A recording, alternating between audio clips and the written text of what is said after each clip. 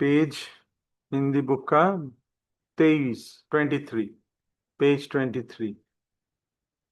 तो हम यहाँ से पढ़ेंगे। भगवत गीता में उस सामान्य सिद्धांत की भी व्याख्या है जो मृत्यु की समय सर्वोच्च का चिंतन करने से आध्यात्मिक धाम में प्रवेश करना सुगम बनाता है। यं जं वापि स्मरण भावं त्यजत्यन्ते कलेवरं तं तमेवैति कौन्तेय सदा तद्भाव भावित। अपने इस शरीर को त्यागते समय मनुष्य जिस भाव का स्मरण करता है वह अगले जन्म में उस भाव को निश्चित रूप से प्राप्त होता है। अब सर्वप्रथम हमें ये समझना चाहिए कि भौतिक प्रकृति परमेश्वर की एक शक्ति का प्रदर्शन है। विष्णु पुराण में भगवान की समग्र शक्तियों का वर्णन हुआ है।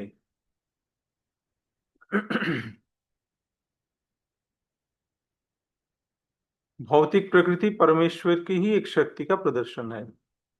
विष्णु शक्ति परा प्रकृता क्षेत्रज्ञाख्या तथा परा अविद्या कर्म संज्ञा तृतीया शक्ति दृश्यते।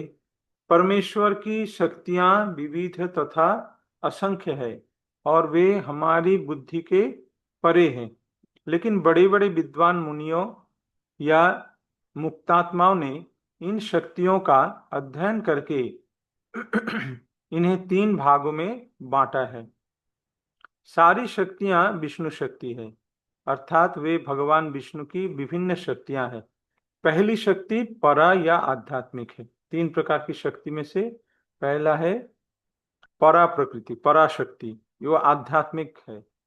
जीव भी पराशक्ति है, जिसकी जैसा कि पहले कहा जा चुका है। अन्य शक्तियां या भौतिक शक्तियां तामसी है। मृत्यु के समय हम या तो इस संसार की अपरा शक्ति में रहते हैं या फिर आध्यात्मिक जगत की शक्ति में चले जाते हैं।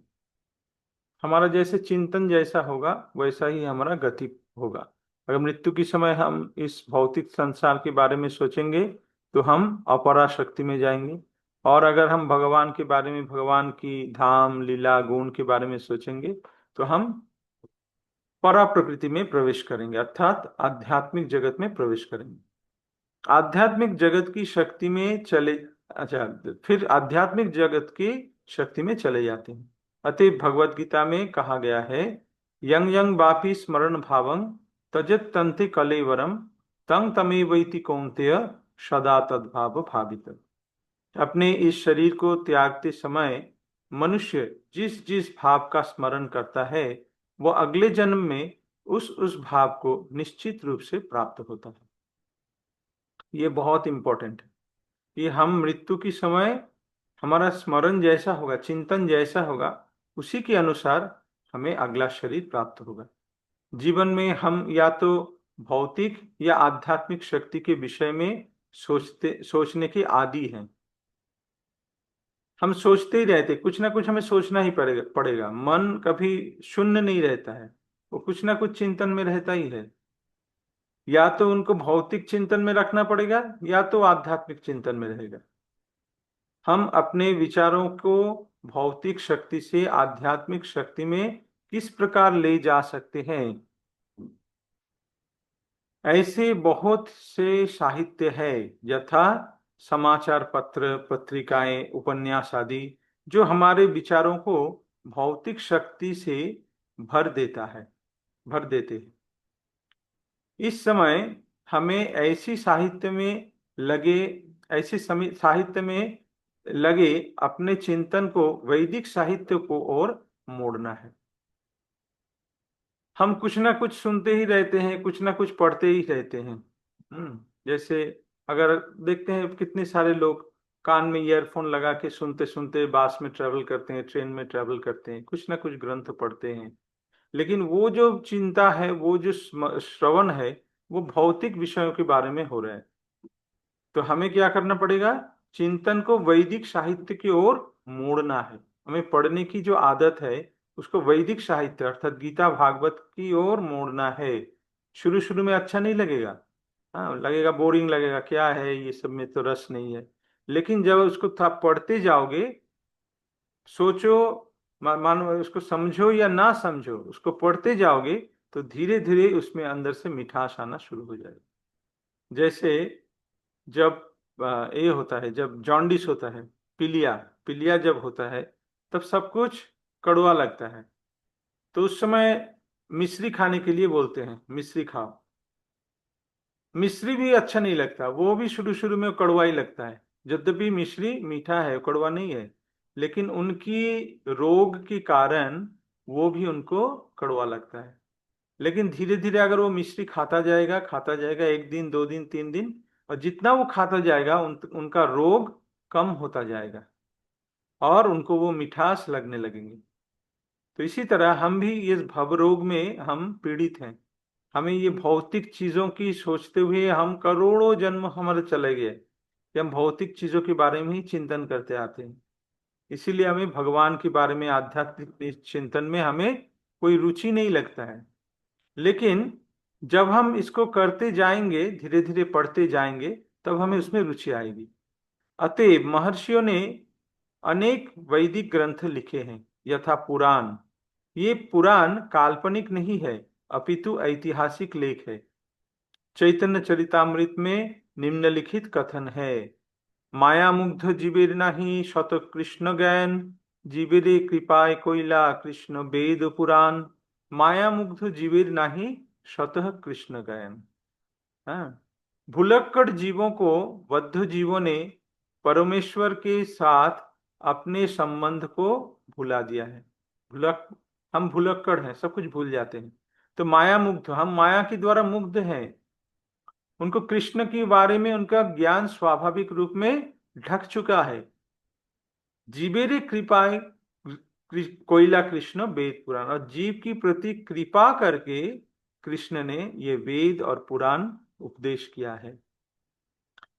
भुलक्कड़ जीवों या बद्ध जीवों ने परमेश्वर के साथ अपने संबंध को भुला दिया है और वे सब भौतिक कार्य के विषय में सोचने में मग्न रहते हैं। इनकी चिंतन शक्ति को आध्यात्मिक आकाश की ओर मोड़ने के लिए ही कृष्णद्वैपायन व्यास ने प्रचुर वैदिक साहित्य प्रदान किया है।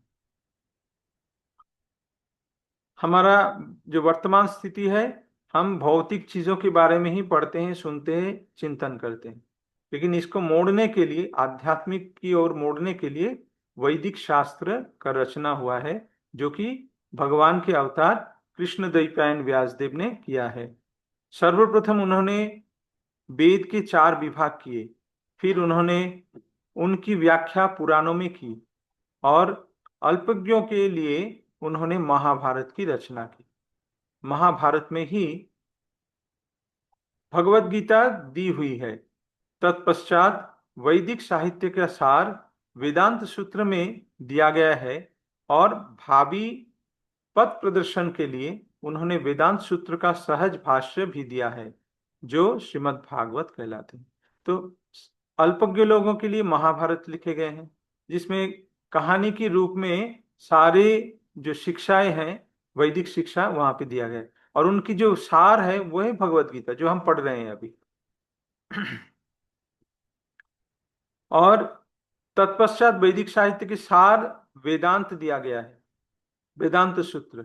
लेकिन वेदांत सूत्र सबकी बस की बात नहीं है, वेदांत सूत्र पढ़ने के बाद कोई समझ नहीं पाएगा। तो इसीलिए उसको सरल बनाने के लिए वेदांत सूत्र का सहज भाष्य भी दिया, जो श्रीमद् भागवतम कहलाता है। तो जिन्होंने वेदांत सूत्र लिखा है, उन्होंने ही उनका भाष्य भी लिखा है, कृष्णद्वैपायन व्यासदेव ने। तो इसीलिए श्रीमद् भागवत है सारे वैदिक शास्त्र का सार निचोड़। हमें इन वैदिक ग्रंथों के अध्ययन में अपना चित्त लगाना चाहिए। जिस प्रकार भौतिकवादी लोग नाना प्रकार के समाचार पत्र, पत्रिकाएं तथा अन्य संसारी साहित्यों को पढ़ने में ध्यान लगाते हैं, उसी तरह हमें भी व्यासदेव द्वारा प्रदत्त साहित्य के अध्ययन में ध्यान लगाना चाहिए। ये है मेन पॉइंट। जिस प्रकार इसको मोटे मोटे अक्षर से इसको आप लोग खाते में लिख लेना, आपके नोट्स में लिख लेना। जिस प्रकार भौतिकवादी लोग नाना प्रकार की समाचार पत्र, पत्रिकाएं तथा अन्य संसारी साहित्य को पढ़ने में ध्यान लगाते हैं, हम सब पढ़ते हैं, कुछ बाहरी कुछ पढ़ते हैं। अभी तो यूट्यूब आ गया, फेसबुक आ गया, उसमें हमारा मन लगा रहता है। उसी तरह हमें भी व्यासदेव द्वारा प्रदत्त साहित्य के अध्ययन में ध्यान लगाना चाहिए। हमें पढ़ने की आदत है, वो पढ़ने की आदत को मोड़ना है। हम भौतिकवादी साहित्य पढ़ते हैं, वो ना पढ़ के वैदिक साहित्य पढ़ने की आदत डालना है। इस प्रकार हम मृत्यु के समय परमेश्वर का स्मरण कर सकेंगे। भगवान द्वारा सुझाया गया यही एकमात्र उपाय है, एकमात्र उपाय है। और वे इसकी फल की गारंटी देते हैं, इसमें कोई संदेह नहीं। इसको आप लोग देखिए, प्रभुपाद जी कितने अच्छे रूप से इसको समझा रहे हैं कि मृत्यु के समय हमें परमेश्वर की चिंतन में करना है। वो करेंगे कैसे होगा, वो चिंतन कैसे आएगा? अगर हम सारा जीवन ये वैदिक साहित्य का अध्ययन, उसका चिंतन मनन इसमें लगे रहेंगे, तो मृत्यु के समय हमें वो सोच आएगी। कौन डाक काट रहा है भाई?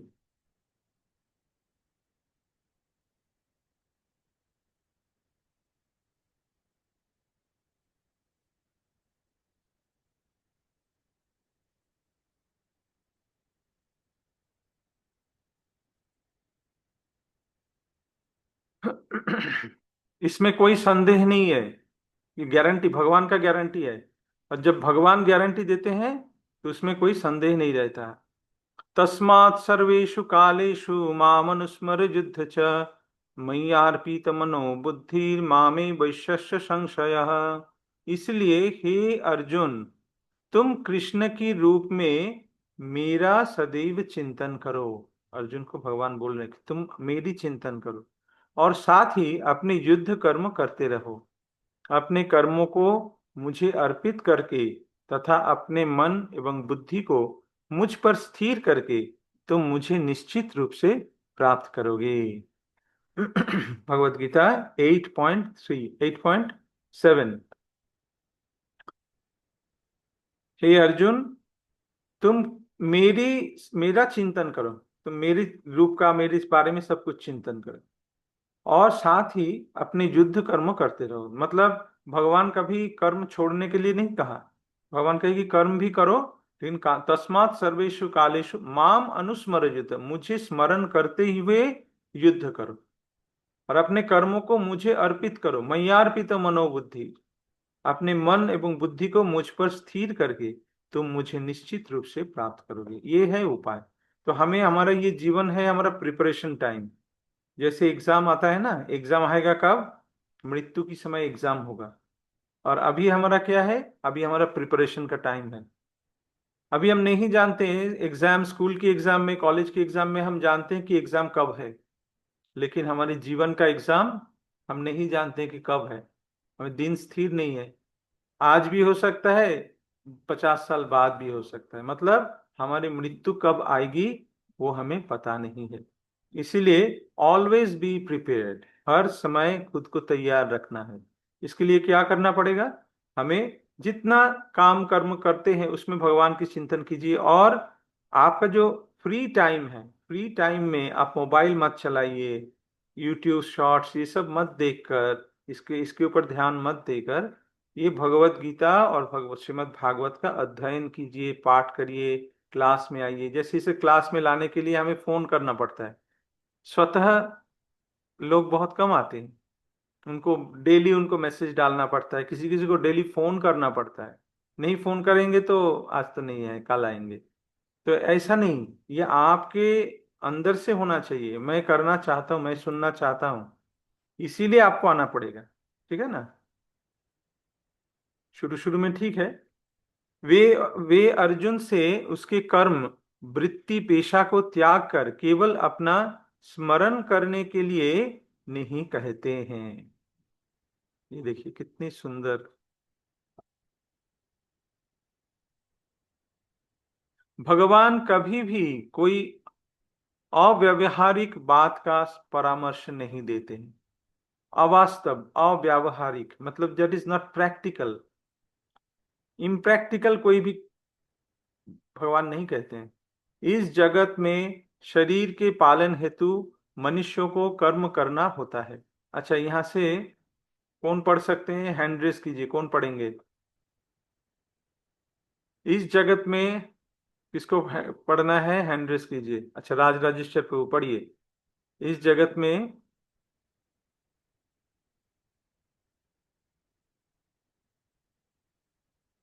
पढ़िए। इस जगत में शरीर के पालन हेतु मनुष्य को कर्म करना होता है। कर्म के अनुसार मानव समाज 4 वर्णों में विभाजित है: ब्राह्मण, क्षत्रिय, वैश्य तथा शूद्र। ब्राह्मण अथवा बुद्धिमान वर्ग एक प्रकार से कार्य करता है, क्षत्रिय या प्रशासक वर्ग दूसरी तरह से कार्य करता है। इसी प्रकार वणिक वर्ग तथा श्रमिक वर्ग भी अपने अपने कर्तव्यों का पालन करते हैं।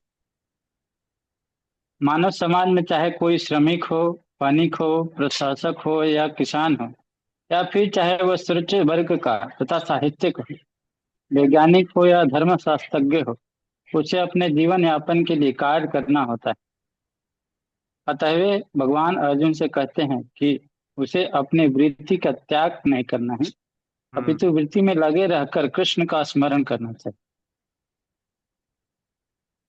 यदि वह जीवन संघर्ष करते हुए कृष्ण को स्मरण करने का अभ्यास नहीं करता, तो वह मृत्यु के समय कृष्ण को स्मरण नहीं कर सकेगा। हम्म। भगवान चैतन्य भी परामर्श देते हैं। पढ़ो प्रभु आगे। हाँ, पढ़िए। उनका कथन है, कीर्तन्य सदा हरि। मनुष्य को चाहिए कि भगवान के नामों का सदैव उच्चारण करने का अभ्यास करे। भगवान का नाम तथा भगवान अभिन्न है, तो इसलिए अर्जुन को भगवान की शिक्षा की, मेरा स्मरण करो। तथा भगवान चैतन्य का यह आदेश है कि भगवान कृष्ण के नामों का निरंतर कीर्तन करो, एक ही है, इसमें कोई अंतर नहीं, क्योंकि कृष्ण तथा कृष्ण के नाम में कोई अंतर नहीं है। चरम दशा में नाम तथा नामे में कोई अंतर नहीं होता। अतः हमें अपने दिनचर्या को इस प्रकार ढालना होगा कि हम सदैव भगवान के नाम का जाप करते हुए 24 घंटे उनका स्मरण करते रहे। हम्म। ये चैतन्य महाप्रभु का उपदेश है। महाप्रभु का उपदेश क्या है? कन्या सदा हरि। कीर्तनीय सदा हरि। मनुष्य को चाहिए कि भगवान के नामों का सदैव उच्चारण करने का अभ्यास करे। भगवान का नाम तथा भगवान अभिन्न है, तो ये तो हमें अभ्यास करना है। और बीच बीच में क्या है, हम तो इतने उन्नत स्तर के भक्त नहीं हो गए कि हम कर पाएंगे पूरा। तो बीच बीच में थोड़ा टेस्ट बदलने के लिए हमें क्या करना है? हमें कुछ समय ग्रंथ पढ़ा, कुछ समय नाम किया। इस तरह से हमें समय को हमें चेंज करते रहना है ना? अच्छा, डॉक्टर त्रिवेदी माता जी, संगीता माता जी, आप पढ़िए। हरे कृष्ण प्रभु जी। हाँ, हरे कृष्ण। हाँ, भगवान का नाम तथा भगवान अभिन्न है, इसलिए अर्जुन को भगवान की शिक्षा की मेरा स्मरण करो तथा भगवान चैतन्य का यह आदेश कि भगवान कृष्ण के नामों का निरंतर कीर्तन करो, एक ही है, इनमें कोई अंतर नहीं है, क्योंकि कृष्ण तथा कृष्ण के नामों में कोई अंतर नहीं है। चरम दशा में नाम तथा नामी में कोई अंतर नहीं होता। अतएव हमें अपनी दिनचर्या को इस प्रकार ढालना होगा कि हम सदैव भगवान के नामों का जप करते हुए 24 घंटे उनका स्मरण करते रहें। हाँ। यह किस प्रकार संभव है? आचार्यों ने निम्नलिखित उदाहरण दिया है। यदि कोई विवाहिता स्त्री परम पर पुरुष में आसक्त होती है, या कोई पुरुष अपनी स्त्री को छोड़कर किसी पराई स्त्री में आसक्त होता है, तो यह आसक्ति अत्यंत प्रबल होती है। ऐसी आसक्ति वाला हमेशा अपने प्रेमी के विषय में सोचता रहता है। जो स्त्री अपने प्रेमी के विषय में सोचती रहती है, वह अपने घरेलू कार्य करते समय भी उसी से मिलने के विषय में सोचती रहती है। वास्तव में वह अपने गृह कार्य को इतनी अधिक सावधानी से करती है कि उसका पति उसकी आसक्ति के विषय में संदेह भी न कर सके। इसी प्रकार हमें परम प्रेमी श्री कृष्ण को सदैव स्मरण करना चाहिए, और साथ ही अपने भौतिक या सांसारिक कर्तव्यों को सुचारू रूप से करते रहना चाहिए। इसके लिए प्रेम की प्रगाढ़ भावना चाहिए। यदि हम में परमेश्वर के लिए प्रगाढ़ प्रेम हो तो हम अपना कर्म करते हुए उनका स्मरण भी कर सकते हैं, लेकिन हमें उस प्रेम भाव को उत्पन्न करना होगा। उदाहरण के लिए अर्जुन सदैव कृष्ण का चिंतन करता था, वह कृष्ण का नित्य संगी था और साथ ही योद्धा भी। कृष्ण ने उसे युद्ध करना छोड़कर जंगल जाकर ध्यान करने की सलाह कभी नहीं दी। जब भगवान कृष्ण अर्जुन को योग पद्धति बताते हैं तो अर्जुन कहता है कि इस पद्धति का अभ्यास कर सकना उसके लिए संभव नहीं है। हम्म, तो कितने समझ में आया सबको कि उदाहरण जो दिया है कि हम लोग सोच सकते हैं कि हम कर्म करते हुए कैसे भगवान का चिंतन में लगे रहें। इसका ये व्यावहारिक उदाहरण दिया गया है कि एक पुरुष और एक स्त्री का, पर पुरुष से आसक्त कोई स्त्री, हाँ, उनका वो काम करते करते भी उनके बारे में ही चिंतन करता है, लेकिन घर के काम बहुत सुचारू रूप से करती है। तो इसी तरह हमें ये भौतिक सांसारिक कर्म भी करना है, लेकिन हमारा असली जो मन है वो भगवान में लगा रहना चाहिए। तब क्या होगा? कृष्ण कृष्ण अर्जुन को कभी नहीं कहा कि आप ये सब कुछ छोड़कर जंगल में चले जाओ।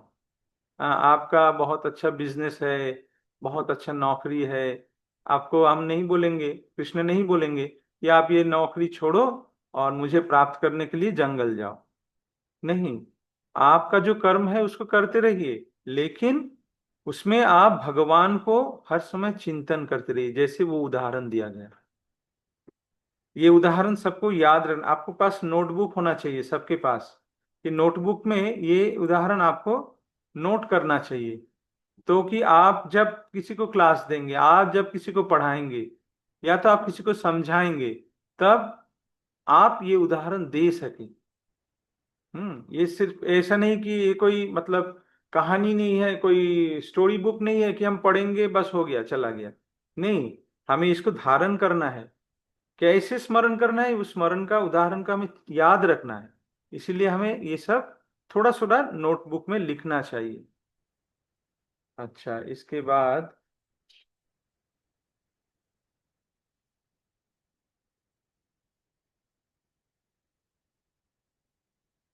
मंजरी पढ़ सकती हो?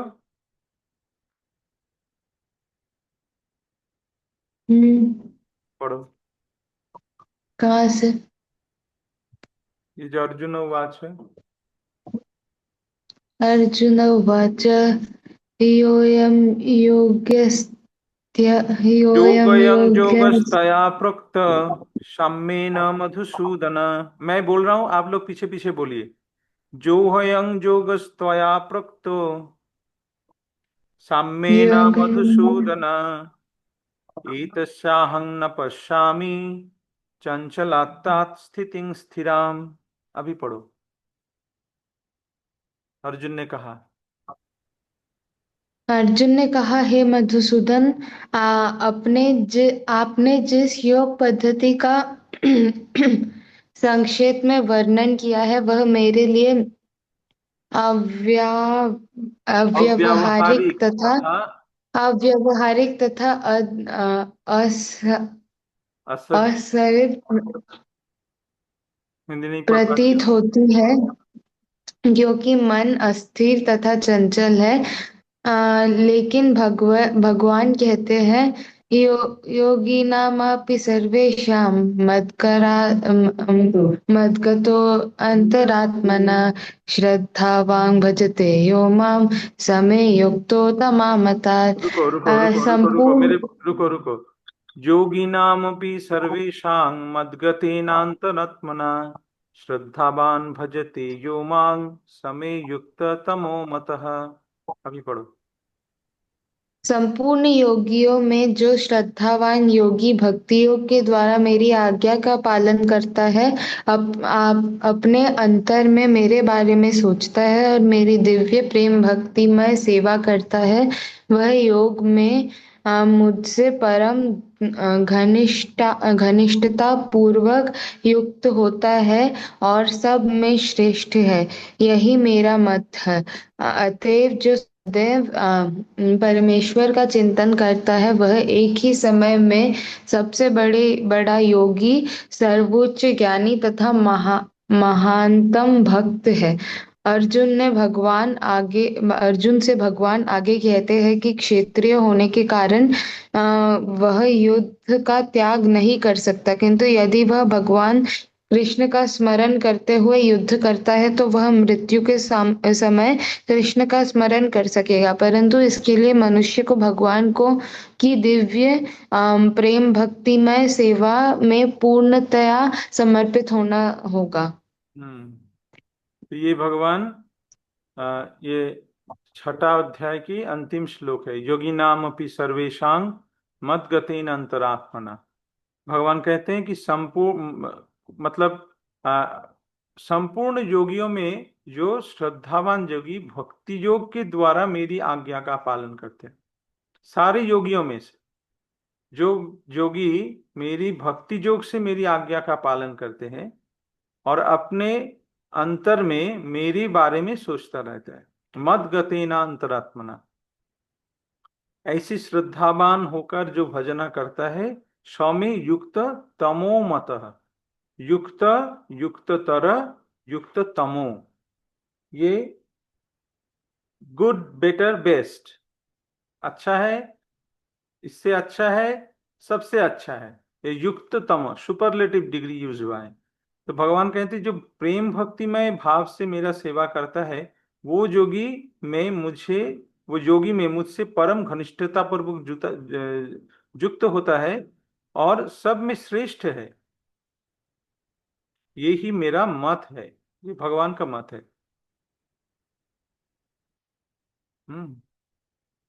अतएव जो सदैव परमेश्वर का चिंतन करता है वो एक ही समय सबसे बड़ा योगी, ये देखिए, वो एक ही समय सबसे बड़ा योगी, सर्वोच्च ज्ञानी तथा महानतम भक्त है। ये तीनों ही है, तो ज्ञानी भी है, योगी भी है, महानतम भक्त भी है, जो ये करता है कि सब समय भगवान की चिंतन में रहता है। अर्जुन से भगवान आगे कहते हैं कि क्षत्रिय होने के कारण आपको युद्ध करना चाहिए, इसलिए आप युद्ध कीजिए, लेकिन मेरे बारे में सोचते रहते हो, चिंतन में रहो। वास्तव में हम अपने शरीर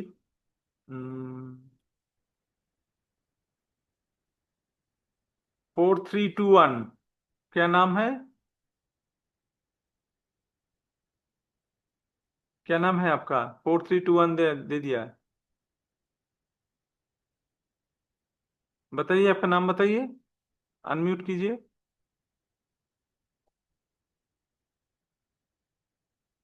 नहीं कर पा रहे। वो वास्तव पूजा पूजा मरमर है। पूजा पूजा पढ़ सकती हो?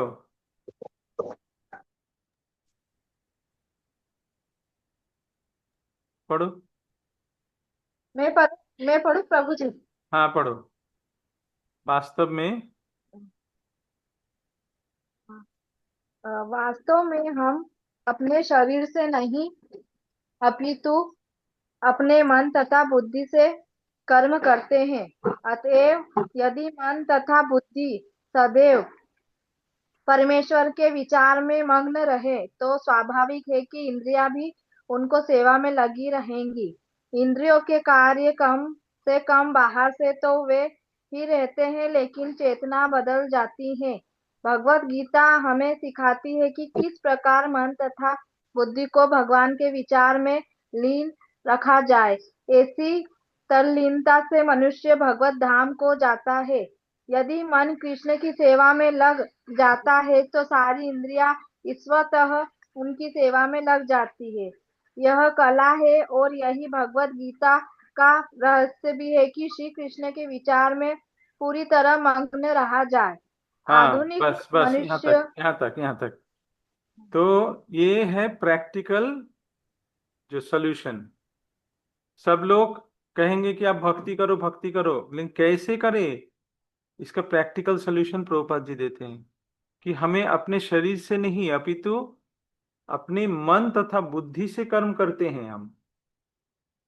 क्योंकि कुछ भी कर्म करने के पहले उसका चिंतन हम पहले करते हैं, पहले थिंकिंग होता है, उसके बाद फीलिंग, देन डूइंग, उसके बाद हम उस कर्म को करते हैं। अतएव यदि मन तथा बुद्धि सदैव परमेश्वर के विचार में मग्न रहे तो स्वाभाविक है कि इंद्रियां भी उनकी सेवा में लगी रहेगी। क्योंकि मन है हमारा, 5 इंद्रिय है ना, तो 5 इंद्रियों का जो स्वामी है वो कौन है? मन है। इसीलिए मन है उनका कंट्रोलर। तो मन को हमें भगवान में लगाना है। हाथों से काम कीजिए लेकिन मन को भगवान में लगाइए, तो क्या होगा? मन भगवान में लगने के कारण आपकी कर्म भी भगवान में परिवर्तित होगा। इंद्रियों की विचार कम से कम बाहर से तो वे ही रहते हैं, बाहर से हम जो कर्म करते हैं वही करते हैं, लेकिन चेतना बदल जाती है। ये बहुत इंपॉर्टेंट है, चेतना बदल जाती है। पहले हम खाना बनाते थे खुद खाने के लिए, लेकिन अभी खाना बनाते हैं भगवान को भोग लगाने के लिए, भगवान को खिलाने के लिए। ये चेतना का बदल है। लेकिन वो रसोई वो एक ही है, जैसे चपाती पहले भी बनाती थी अभी भी वैसे ही बना रही है, लेकिन उसका जो उद्देश्य है, पहले खुद खाने के लिए बनाती थी, अभी भगवान को भोग देने के लिए बनाना। ये चेतना का बदल भगवत गीता हमें सिखाती है कि किस प्रकार मन तथा बुद्धि को भगवान के विचार में लीन रखा जाए। ऐसे तल्लीनता से मनुष्य भगवत धाम को जाता है। यदि मन कृष्ण की सेवा में लग जाता है तो सारी इंद्रिया, यदि मन कृष्ण की इंद्रिया में लग यदि मन कृष्ण की सेवा में लग जाता है तो सारी इंद्रिया स्वतः अपनी सेवा में लग जाती है, उनकी सेवा में लग जाती है। ये कला है, दिस इज द आर्ट। और यही भगवत गीता का रहस्य भी है कि कृष्ण के विचार में पूरी तरह मग्न रह गए। ये है art, art of living. This is art of living, कि हमारा जीवन को हम कैसे जिए। आर्ट ऑफ लिविंग का सेमिनार होता है ना, ये this is the actual art of living, कि हमें कैसे जीवन को जीना है। हमारे मन को भगवान में अर्पित करना है, तो हमारे इंद्रिय स्वतः ही भगवान में लग जाएगा। तो आज समय खत्म होने वाले हैं। किसी का कोई प्रश्न है अभी तक? अगर प्रश्न नहीं है तो हम थोड़ा और पढ़ेंगे। किसी का कोई प्रश्न है?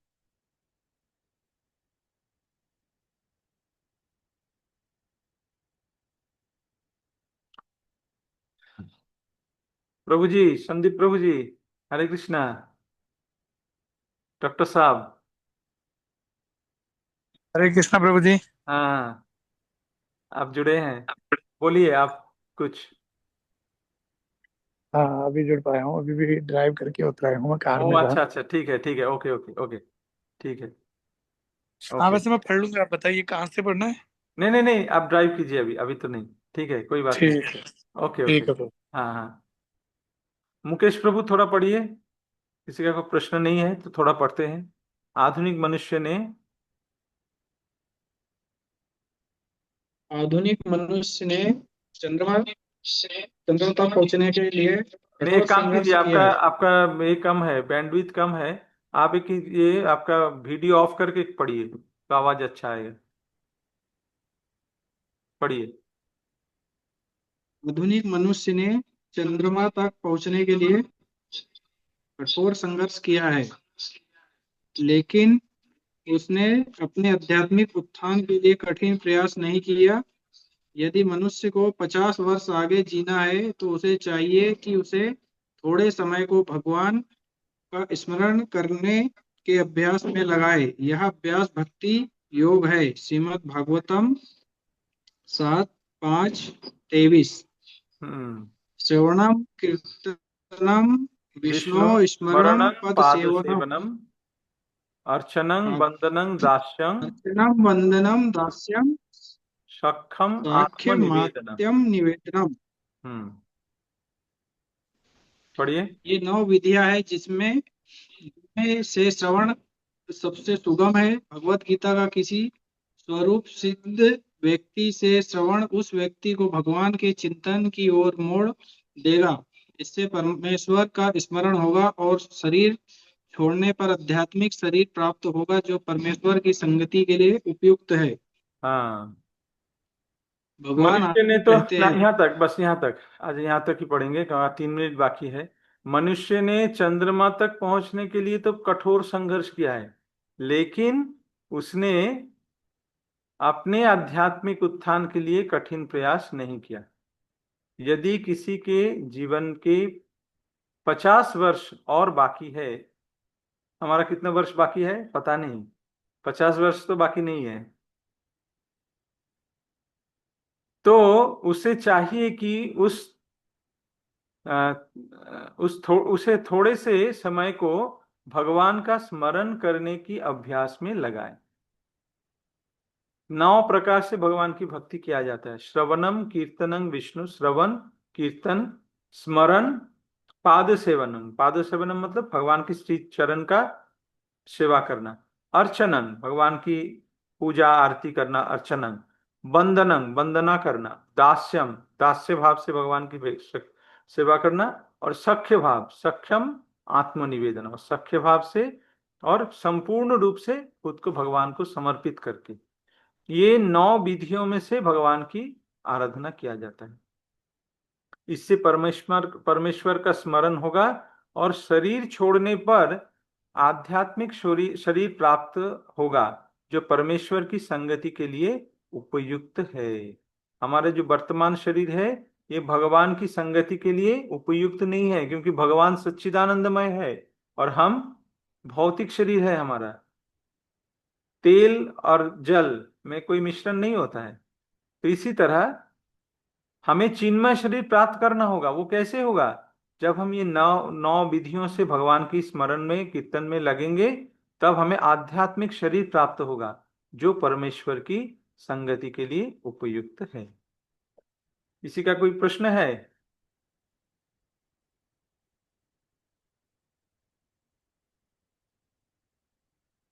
आप लोग वीडियो ऑन रखेंगे, जो जिनका प्रॉब्लम है कोई प्रॉब्लम नहीं, अदर जो वीडियो ऑन रखेंगे तो अच्छा लगेगा, सबको देखने में अच्छा लगेगा कि हाँ एक this is a real class. और जो व्यस्त हैं वो उनका वीडियो ऑफ रख सकते हैं, कोई बात नहीं, ठीक है ना। तो हम यहीं समाप्त करते हैं। वांछा कल्पतरुभ्यश्च कृपा सिंधु च पतितानां पावनेभ्यो वैष्णवेभ्यो नमो नमः। कल सुबह 10 बजे श्रीमद् भागवत पाठ करेंगे। आज भगवत गीता हुआ, कल श्रीमद् भागवत पाठ करेंगे, ठीक है, सुबह 10 बजे। नमो विष्णुपदाय कृष्ण पृष्ठाय भूतले श्रीमते भक्ति वेदांत स्वामिनीति नामिने नमस्ते सरस्वती देवे गौरवाणी प्रचारिणे निर्विशेष शून्यवादी पाश्चात्य देश। श्रील प्रभुपाद की जय। समवेत भक्त वृंद की, जय ग्रंथराज श्रीमद् जय भगवत गीता की जय। गौर प्रेमानंदे हरि। जय हरि बोल हरि बोल।